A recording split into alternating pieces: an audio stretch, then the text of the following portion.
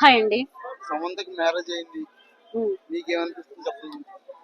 సమంతకి marriage అవడం అయితే నాకు చాలా హ్యాపీ అనిపిస్తుంది. ఎందుకంటే ఆమె కూడా ఒక ఆడపిల్లే కాబట్టి ఆమెకు కూడా ఒక లైఫ్ ఉంటది. అంతేగాని ఓల్డ్ ఏజ్ గురించి గుర్తు చేసుకుంటూ ఆమె ఏడుస్తూ కూర్చోవడం అనేది మాకైతే నచ్చట్లేదు. సమంత మ్యారేజ్ చేసుకుంటాం అంటే చాలా చాలా హ్యాపీగా ఉన్నాం. మేమైతే ఇంకా హ్యాపీగా ఫీల్ అవుతున్నాం మేమైతే. ఎందుకు అంటే ఎప్పుడు కూడా ఓల్డ్ లైఫ్ గురించి ఆలోచించుకుంటూ కూర్చోవడము, అదే మెమరీస్ లో ఉండడము కాకుండా తనకు కూడా ఒక నాకంటూ కొత్త లైఫ్ కావాలనుకున్నది కాబట్టి ఆమె రాజ్ నిడుమల్ని మ్యారేజ్ చేసుకోవడం మాకు చాలా హ్యాపీగా ఉంది. చేసుకుంది కానీ అతన్ని ఎందుకు చేసుకుంది? అతను చేసుకొచ్చేది సెకండ్ మ్యారేజ్ కదా. బట్ అది మీరు వేసిన క్వశ్చన్ అయితే కరెక్టే గానీ అది ఆమెకు ఉండాలి. సెకండ్ మ్యారేజ్ ఈమె కూడా సెకండే కాబట్టి ఈమెకు ఫస్ట్ వస్తారు రారు అనే డౌట్ కూడా ఆమెకు ఉండొచ్చు. లేదు అంటారా, ఆమె అక్కడ షూటింగ్ పర్పస్ లో వాళ్ళిద్దరికి వాళ్ళు అండర్స్టాండ్ అయ్యి ఉండొచ్చు కాబట్టి వాళ్ళిద్దరు అండర్స్టాండ్ మీద ఉన్నారు కాబట్టి చేసుకున్నారు. No problem. మరి ఏజ్ లో పెద్దలు అంటారు కదా, దానికి ఏజ్ లో పెద్దోళ్ళు ఎవరు లేరండి. ఇప్పుడు మహేష్ బాబు గారు కన్నా నమ్రత గారు పెద్ద ఏజ్ కాదా? అట్లాగే మీకు ఇంకా కొన్ని తెలియని విషయాలు ఏంటంటే రాముడు సీత ఉన్నారు కదా, సీతాదేవి 11 years పెద్దది. ఓకే, మీ అందరికి తెలుసో లేదో తెలియదు కానీ రాముడి కన్నా సీతాదేవి చాలా పెద్దది, 11 years. అట్లాంటప్పుడు ఇది వాళ్ళ ముందు చిన్న విషయమే కదా. నేనైతే పక్కాగా సమంత హ్యాపీగా ఉండాలని కోరుకునే వాళ్ళలో మొదటి వ్యక్తిని అయితే నేను. అంతే. ఆమె ఓల్డ్ ఏజ్ గురించి ఏడుస్తా కూర్చోవడం అలా కాకుండా జనాలకి అందరికి తెలిసేలా హ్యాపీగా మ్యారేజ్ చేసుకుని సెట్ అవ్వడము. ఇంకొకటి ఏంటంటే ఆమె ఒక బాబునో పాపనో కంటే ఇంకా హ్యాపీ. ఎందుకంటే నా లైఫ్ ఇలా అయిపోయింది అన్న ఫీల్ కాకుండా ఆమె కూడా ఒక ఇంటిదాన్ని అయ్యాను, హ్యాపీగా ఫ్యామిలీతో ఉన్నాను, ఒక బాబో పాప పుట్టారు అన్న ఫీల్ రావాలి సమంత గారికి నేను అనుకుంటున్నాను. నాగ చైతన్యకి రెండో పెళ్లి అయినప్పుడు అంత అలా అవ్వలేదు కానీ ఇప్పుడు సమంతకి అయినప్పుడు ఎందుకలా స్ప్రెడ్ అవుతుంది, ఎందుకలా వైరల్ చేస్తారు? అది జనాలకి తెలియాలి. ఎందుకంటే సమంత ఫ్యాన్స్ ఎక్కువ ఉన్నారు కాబట్టి ఎక్కువగా ఇది స్ప్రెడ్ అవుతుంది. సిద్ధార్థ ఎఫ్ఐఆర్ ఉందని మీకు ఎవరు చెప్పారు? మీకు ఎవరన్నా చెప్పారా సిద్ధార్థ ఎఫ్ఐఆర్ ఉంది మేము వెళ్ళి కనుక్కున్నారా మీరు ఏమన్నా వెళ్ళి? లేకపోతే మీకేమన్నా ప్రూఫ్స్ దొరికాయా సిద్ధార్థ ఎఫ్ఐఆర్ ఉన్నట్టు? జనాలు అందరితో మాట్లాడతారా, అందుకని అందరితో ఎఫ్ఐఆర్లు కట్టేస్తారా?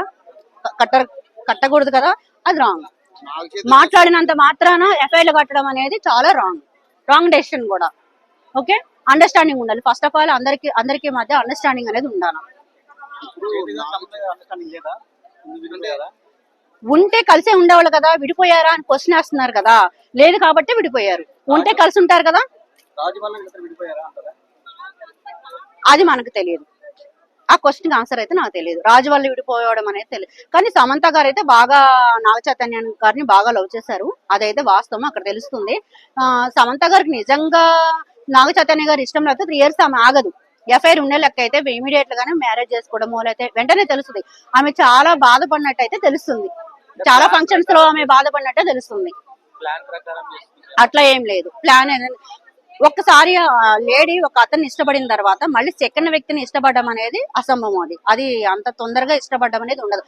సమంత గారికి మర్చిపోవడానికే అంత టైం పట్టింది, 3 years పట్టింది. మరి అప్పుడే ఎఫ్ఐఆర్ ఎందుకు ఉన్నది అని ఎలా అంటున్నారు మీరు? అదైతే వాస్తవం కాదు కదా. తను విడిపోయి చాలా బాధతో ఉన్న తర్వాత ఒక 3 years తర్వాత ఆమె రాజ్ నిడుమర్తో లవ్ లో పడారు.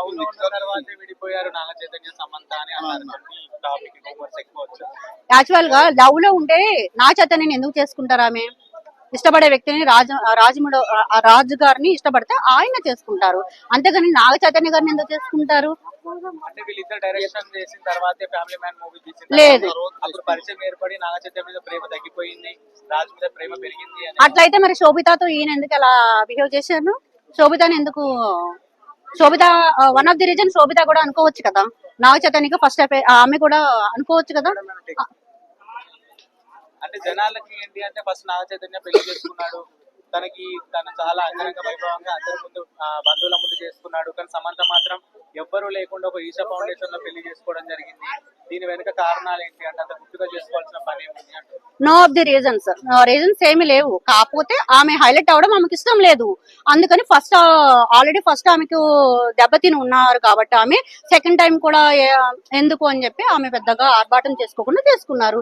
ఇషా ఫౌండేషన్ లో చేసుకున్నారు, ఒక 30 members పెట్టి ఇన్వైట్ చేసుకున్నారు. ఈషా ఫౌండేషన్ లో చేసుకున్న వాళ్ళు అసలు జీవితంలో ఎప్పుడు విడిపోరు, వీళ్ళ జీవితాంతం కలిసే ఉంటారు అని చెప్పి చెప్తున్నారు. ఆయన ఏమన్నా చరిత్రలో రాసున్నదా? అలా చెప్పి చేసుకుంటున్నాము అని అట్లా ఏం కాదు, వాళ్ళ మనస్సులు కలవడానికి అట్లా చేసుకున్నారు, మనశుద్ధి కోసం చేసుకున్నారు అంతే. ఇప్పుడు ఇద్దరు కలిస్తేనే కదా డివోర్స్ ఇస్తారు, మరి దానికి ఏమంటారు? ఎవరిద్దరు కలిస్తే డైవర్స్ ఇస్తారు? ఇప్పుడు ఇద్దరు ఒపీనియన్ మీదే కదా. అవును, మరి నాగ చైతన్య ఒపీనియన్ మీద కదా డైవర్స్ ఇచ్చారు అంతే. అంటే ఇప్పుడు రాజు కూడా సెకండ్ మ్యారేజ్ కదా, సమంత వల్లే తన ఫస్ట్ వైఫ్ కి డివోర్స్ ఇచ్చారేమో అని చెప్పేసి చాలా జనాలు మాట్లాడుకోవడం జరుగుతుంది. సమంత వచ్చిన తర్వాత నా భార్యను వదిలిపెట్టాడు అని. దాని మీద ఏమంటారు? అది వాళ్ళు ఓన్ డెసిషన్ అండి అది. రాజుగారు మొదటి భార్య, ఆమె ఒప్పుకొని ఉండొచ్చు మేబీ, నాకు తెలుసు. అంటే ఆల్రెడీ పెళ్ళైన వాళ్ళ జీవితంలోకి ఇలా వెళ్ళి ఈమె వెళ్ళినప్పుడు రాజుగారికి తెలియదా నాకు ఫస్ట్ వైఫ్ ఉందని? సమంత గారు ఆయన జీవితంలోకి వెళ్ళినప్పుడు రాజుగారికి ఫస్ట్ వైఫ్ ఉన్నారు నాకు అని తెలుసు కదా తను. అప్పుడు తను ఒప్పుకోకూడదు. తను ఒప్పుకున్నారు అంటే వాళ్ళిద్దరి మధ్య ఏం అండర్స్టాండింగ్ లేదు, వైఫ్ అండ్ హస్బెండ్ మీద ఇద్దరి దగ్గర ఏం అండర్స్టాండింగ్ ఉందో లేదో తెలియదు కదా, జనానికి తెలియదు కదా. దీన్ని బట్టి జనాలకి ఏం మెసేజ్ ఇవ్వాలని అనుకుంటున్నా? అంటే ప్రతి ఒక్కరు ఇష్టం లేకుండా భార్య భర్తలు విడిపోయి ఇంకో పెళ్లి చేసుకోవచ్చు అంటారా? అలా ఎందుకు అనుకుంటారు? అంటే ఇప్పుడు సెలబ్రిటీస్ చాలా మంది పాపులర్ అయిపోతున్నారు, దీని మీద టాపిక్ గా డిస్కస్ చేస్తున్నారు. అంటే దీన్ని ఎక్కువ మన ఇన్స్పిరేషన్ గా తీసుకుంటారా, తీసుకోకూడదు అంటారు? యాక్చువల్ గా అయితే తీసుకోకూడదు. వాళ్ళిద్దరికి అండర్స్టాండింగ్ ఉంది కాబట్టి తీసుకున్నారు. ఇప్పుడు జనాలందరూ మ్యారేజ్ చేసుకొని సెకండ్ మ్యారేజ్ కి రెడీ అయిపోవడం అనేది అయితే కరెక్ట్ కాదు. అట్లాంటప్పుడు మ్యారేజే తీసుకోకూడదు. ఇంకేమైనా మీకు డౌట్స్ ఉన్నాయా? Thank you. Okay. Thank you.